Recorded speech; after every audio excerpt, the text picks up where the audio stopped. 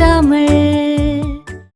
ஒரு பெரிய இருட்டான வீடு ஒரு நிழல் சத்தம் இல்லாம நடந்து வருது.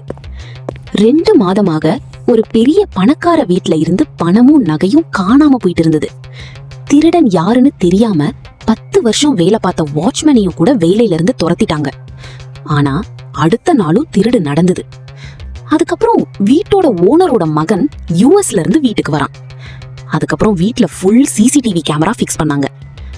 அந்த இரவு மணி 2, வீடு முழுக்க இருட்டு. திடீர்னு ஹால் கேமரால ஒரு ஷேடோ நடந்து வருது. தலையில போர்வை, மெதுவா லாக்கரை திறக்குது. கொஞ்சம் பணம், ஒரு பழைய பாக்ஸ், அப்புறம் கிச்சன்ல இருந்த சாப்பாடு எல்லாத்தையும் பேக்ல போட்டுட்டு வீட்டின் பின்பக்கம் போயிடுது. காலையில வீடியோவை பார்த்த வீட்டோட பையன் அதிர்ச்சியில உறைஞ்சிட்டான். ஏன்னா அந்த திருடன் வேற யாரும் இல்ல, அவனோட அப்பா தான். உடனே டாக்டர் கிட்ட கூட்டிட்டு போறாங்க.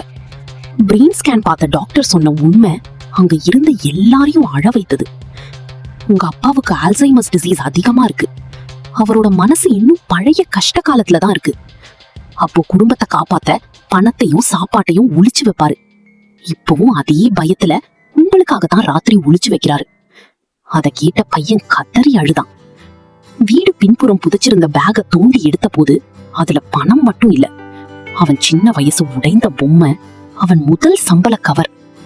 இதையெல்லாம் யாரும் எடுத்துட கூடாதுன்னு ஒரு அப்பா இரவில் நடமாடும் திருடனா மாறியிருந்தார். வயசான பெற்றோர்கள் 2வது குழந்தைகள் மாதிரி. அவர்களை புரிஞ்சுக்கவும் பாதுகாக்கவும் நாம் தான் இருக்கணும்.